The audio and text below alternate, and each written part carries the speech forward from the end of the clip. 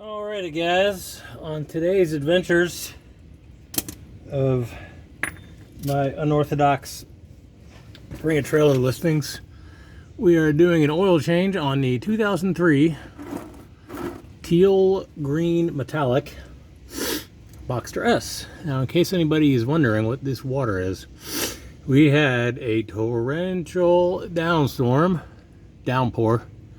like we do pretty much every night in South Georgia. And when I put the car at an angle to jack it up, the residual water from the little drains, I don't know, like the catches for the water for the top, they drip. So this is just, that's what this is. Completely normal, and that's what you want it to do because you obviously don't want it to run inside the car. So that is good to see. So we're going to do the oil change. We're going to do it together. I'm expecting no metal and or plastic, but you never know because I have not done this. So we're doing it together. And then we're going to take the filter over and we're going to cut it open together. And unlike the Panamera I did a couple days ago, I am more prepared with all my various tools. So I do this for a few reasons. I do it so we can cut the filter open together and we can see that everything is good. I also do it on the off chance that maybe someone is considering buying the car and they think they can't do oil changes on it. Well, you can. There is no reason to go pay a couple $100 unless you just don't feel like getting dirty, which I understand because it's kind of it's a little bit of a pain in the rear, but not huge. It's just more of an inconvenience. You don't need many tools. Let's see, so all tools involved, regular old driver, hex head. I use a pick to get the oil filter housing gasket off, and then a regular old filter wrench. That's it. And a big drain tube. So all in tools, maybe 20 bucks. I get the Mobil 040 European legit oil from Walmart. They deliver it to my house. This oil was just changed, so that's good. It's nice and clear. Yeah, I have a Walmart account, so the oil is delivered to my door. I don't even have to leave my house. I think oil is, I think I pay $30 for 5 quarts. And then you get a filter, you know, you get one from Advance, a MicroGuard, which is decent. They're about 10 bucks. So you can do all in, including your first expenditure on tools, under 100 bucks. And then of course you don't buy the tools every time. So, you know, you can do an oil change yourself for, I mean, not nothing, but pretty damn close. Or you can go pay a shop a couple $100 bucks and save yourself the hassle. But in today's world, when we are all trying to save as much as we can, it's and it does, like, in a weird way, it does kind of connect you to the car a little bit. I mean, I feel that. You know, you feel like you're doing it yourself, so you can get under here and look around and keep up with things, because you can trust the shop, but you're the best judgment of what's going on with your vehicle. So, you know, you can look underneath, you can check the rear main seal, you can check the oil pan, make sure you're not losing any coolant, you don't have any drips.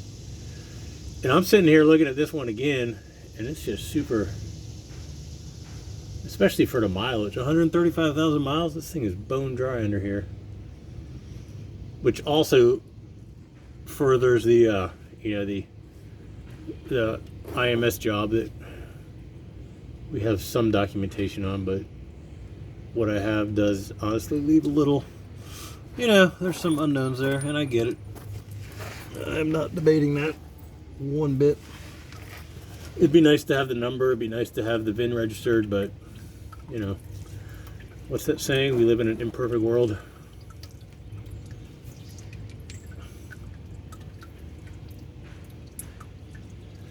This oil looks really, really recent, so I'm going to go ahead and put the drain plug back in. Oh yeah, always remember to get a fresh gasket. Don't reuse. It's a crush washer. It's not supposed to be, I mean, people do reuse them. I never do. But the problem you can run into is they can start leaking down the road. And they're super duper cheap. I buy 100 of them for like 10 bucks. And they last me forever. So you just want to tighten the drain plug snug, and then go back one, and then wiggle her out. You don't want to over tighten it, obviously. That's when guys strip it out. Super pain in the ass to get those off. And there's no reason to wail on it. That's what the crush washer's for. So just tighten it snug, nice and snuggy snug, and you're all good. I mean, there are those guys out there that get the torque bar on them. I think personally that's a little excessive, but if you want to do that, you can go right ahead. The filter housing says 25 Newton meters. I've done hundreds of oil services. I don't think I've ever used a torque bar. But if you want to, feel free.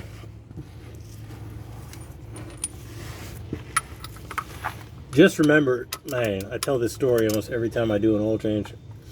Just get a big drain, a big tub, because these cars hold a lot of oil, way more than you'd expect. I gotta get this thing on here good.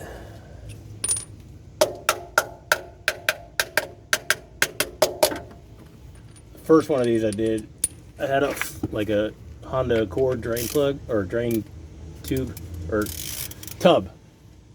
Man, I dumped 5 quarts of oil in my driveway. That was terrible.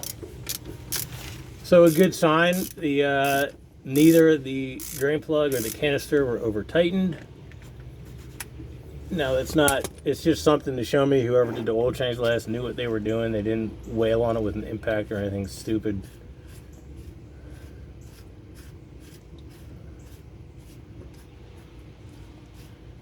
Now, if anyone unrelated to my auction happens upon this video, or anyone with the auction, if you do get a, oh crap, if you do get a drain plug that's rounded off, it's not the end of the world.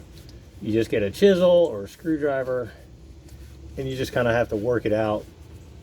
I do keep drain plugs on hand. So if I'm doing one and I get stuck, I'm not in a situation where I can't button the car back up, because that would be super duper pain in the butt. So I did make a little bit of a mess over here. So a little word to the wise, have a backup drain plug on hand. Always a good idea. Okay, I will be right back.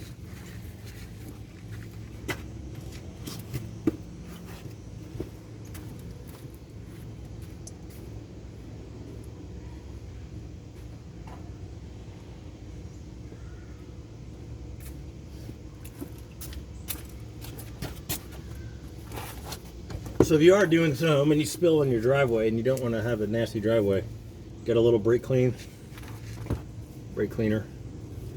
and just give it a little squirt while it's fresh, and dab it up, and that will keep your driveway from staining for the most part. Not perfect, but it does the trick. So we're going to put the old gasket in the drain pan, get our new gasket on there. And we're just going to get a little bit of oil. We're going to lube up the gasket there, O-ring. Not much, just a little bit. You don't want to go crazy. Then you're gonna get your filter, work it up on there.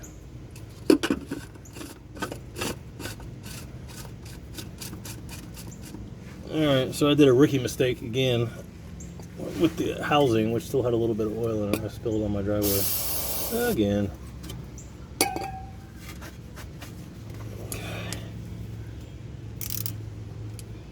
Now I always think it's best practice to button everything up before you go do something else. Meaning drain plug, filter housing. That way you don't forget. Because if you work on cars long enough, you will.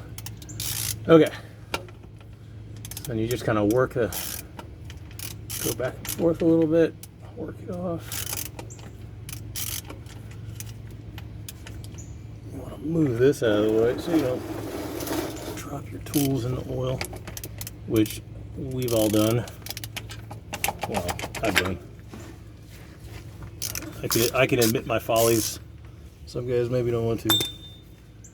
You do this long enough, you're gonna drop stuff. It just kind of happens that way. Okay, so we're done underneath. Done. Fun times. Now to me, what? How long does it take me? 20 minutes? And I'm talking. So if I were to just focus and not have to narrate, no time, like what? 15 minutes? Maybe. I get dirty, whatever. Take a shower, you're all set.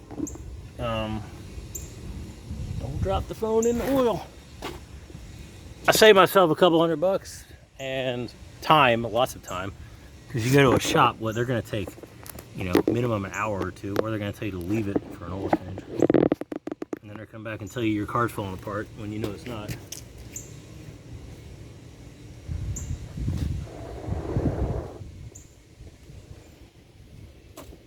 But then you gotta go dispose of the oil, and you know that's kind of a relative pain in the butt. So I get it.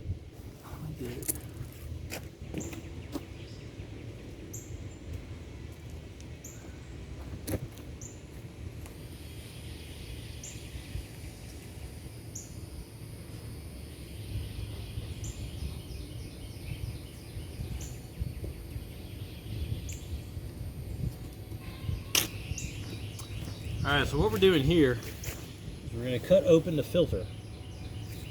And what we're looking for is anything that shouldn't be there. Basically metal. No, we don't want anything shiny. And then the chain guides, plastic. They are tan or black. In most cases they are tan. So we don't want to see, obviously, metal. And we don't want to see tan plastic, because that means the chain guides. Now, there's obviously going to be some wear at them at this mileage. There's wear on them at any mileage for that matter, but we don't want them to see that. We don't want them to start coming apart. That is not the end of the world. You just got to get them replaced, and it's not cheap, but it's not, you know, it's not like motor replacement time. So I'm pulling the baffles apart. I don't see anything alarming. So you don't need to really do more than just a little bit, because it's all kind of the same. So, man, the glare is crazy. I think you can, yeah, we can see that.